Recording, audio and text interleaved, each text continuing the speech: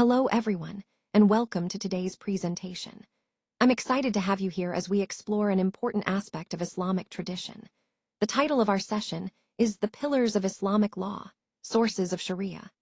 Over the next few slides, we'll be diving into the foundational sources that have shaped Islamic jurisprudence for over 1,400 years. We'll look at how these sources guide both the spiritual and legal lives of Muslims around the world. Let's get started and take this fascinating journey together. Let's take a closer look at the primary sources of Islamic law. These sources come directly from divine revelation, which means they represent the unchanging Word of God. This divine guidance was revealed through Prophet Muhammad, and it forms the core of Islamic legal principles. These sacred texts are considered immutable, meaning they do not change over time. They serve as the foundational bedrock upon which all Islamic legal rulings are built. Understanding these sources is crucial because they shape the entire legal and moral framework within Islam. So, when we talk about Islamic law, we're really referring to a system rooted in divine revelation, something eternal and authoritative. This connection to God's revealed words ensures the consistency and integrity of Islamic legal rulings across generations. The Quran covers a wide range of topics essential to Muslim life, including worship, ethics, family law, criminal justice, and social conduct. Its verses serve as the fundamental principles that guide daily life, from performing prayers to understanding inheritance laws.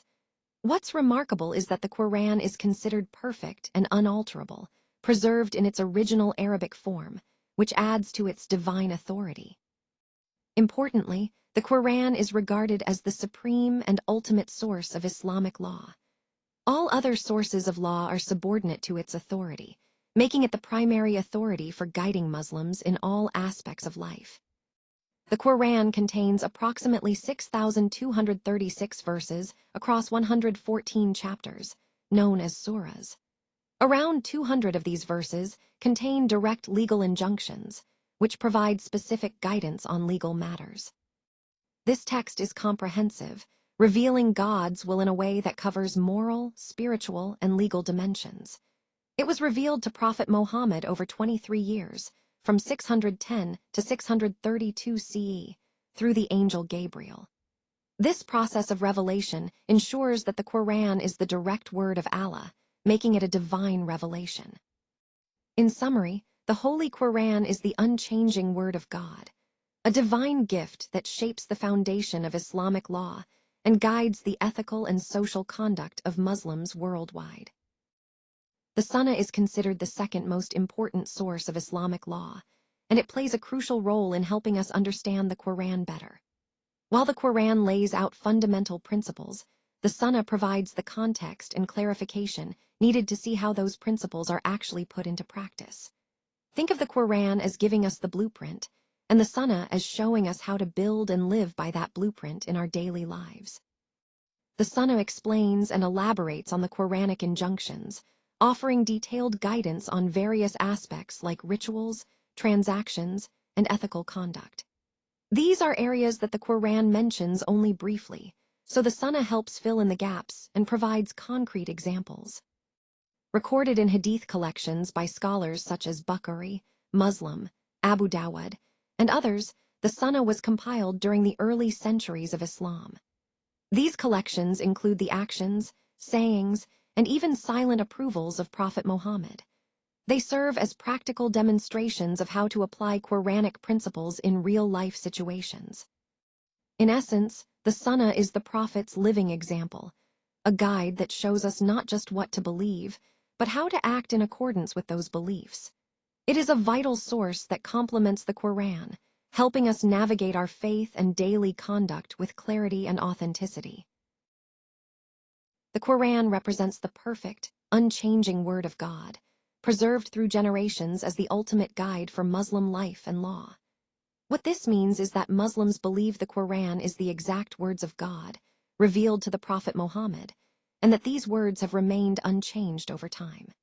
It's considered not just a religious text, but a divine blueprint that provides guidance on how to live a righteous life, how to worship, and how to organize society. This idea of preservation is really important because it underscores the Quran's authority and authenticity. For Muslims, the Quran is the foundation of their faith, shaping their moral values, legal principles, and daily practices. Throughout this presentation, we see how central the Quran is to understanding Islamic beliefs and laws, truly the ultimate guide that has stood the test of time. As Muslim communities faced new situations that weren't explicitly covered in the Quran and Sunnah, scholars had to find ways to address these challenges. They developed secondary sources of law, which are based on human reasoning and community consensus. These sources are really important because they allow Islamic law to adapt to changing circumstances without losing sight of its divine foundation. When we talk about these secondary sources, the most prominent ones are Qiyas asterisk, or analogical reasoning, and Amma asterisk, or consensus among scholars. These tools help us interpret and apply Islamic principles to new issues that arise over time. This approach highlights how flexible and dynamic Islamic law can be, ensuring it remains relevant while still remaining true to the core divine teachings. It's a perfect example of how reason and community input play vital roles in maintaining the relevance and integrity of Islamic legal tradition, fitting into the broader theme of balancing divine guidance with human understanding. Amma, or scholarly consensus, plays a crucial role in maintaining stability and consistency in Islamic law. It allows scholars to interpret legal issues within established boundaries, ensuring that the core principles remain intact. For example, Amma has helped solidify important rulings, such as the prohibition of interest and usury in financial transactions, the obligation for Muslims to perform 5 daily prayers, and even the compilation of the Quran into a single, authoritative book. When we talk about the significance of Amma, it's considered a strong source of law because it reflects the collective understanding of the scholarly community on specific legal matters. The authority of Amma can be either universal, applying across all Muslim schools of thought, or more regional, limited to a particular school or community. The scope of Amma involves agreement among qualified Muslim jurists, known as mujtahids, who have deep knowledge of the Quran, Hadith, and legal principles.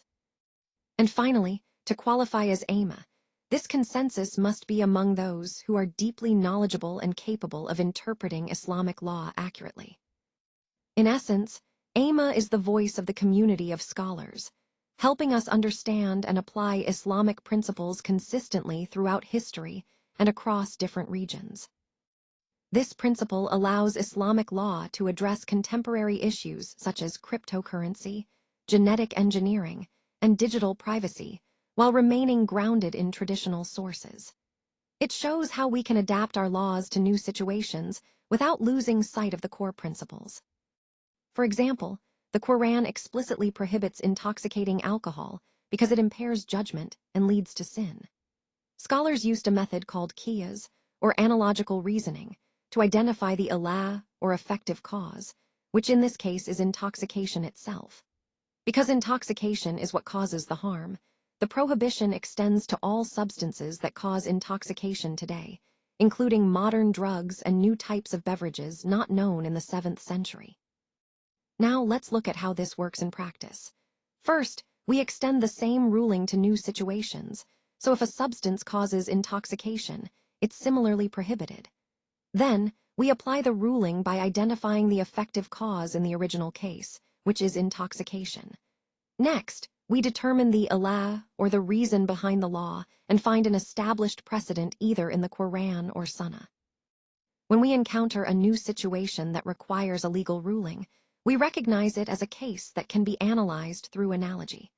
By using qiyas, this method of analogical reasoning, we build bridges between the old and the new, ensuring that our laws stay relevant and consistent. It's a powerful way to address modern challenges while staying true to the core principles of Islamic law.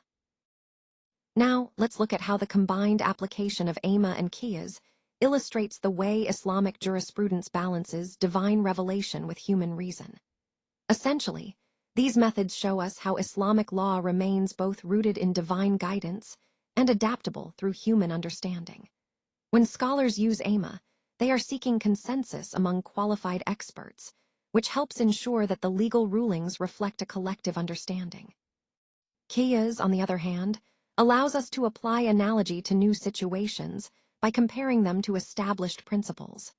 This combination creates a legal system that is flexible, able to address new issues, yet firmly grounded in core principles. This approach highlights a key theme of Islamic jurisprudence: wisdom through consensus and reason. It demonstrates that Islamic law isn't rigid.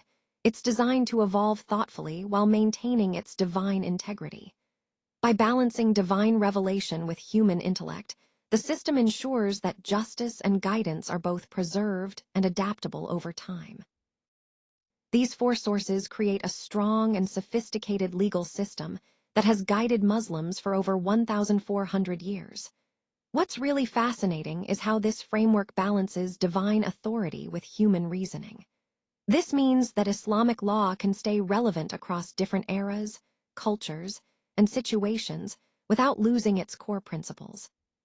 It's a system that's both resilient and adaptable, shaping the spiritual and legal lives of over 1.8 billion Muslims around the world. The key tools we use for interpreting and applying these sources are AIMA and Qiyas. These tools help us address new circumstances while still holding onto the authenticity of the original sources. AIMA, or consensus, and Qiyas, or analogical reasoning, allow us to adapt and find solutions that fit modern contexts. At the heart of this system are the Quran and Sunnah. These are the primary, unchangeable sources directly from divine revelation. They provide eternal principles and practical guidance that serve as the foundation for Islamic law. To sum up, this enduring framework, built on divine sources and human reasoning, has allowed Islamic law to remain relevant and effective throughout history. It continues to shape lives, ensuring that the core values stay intact while also being flexible enough to meet new challenges.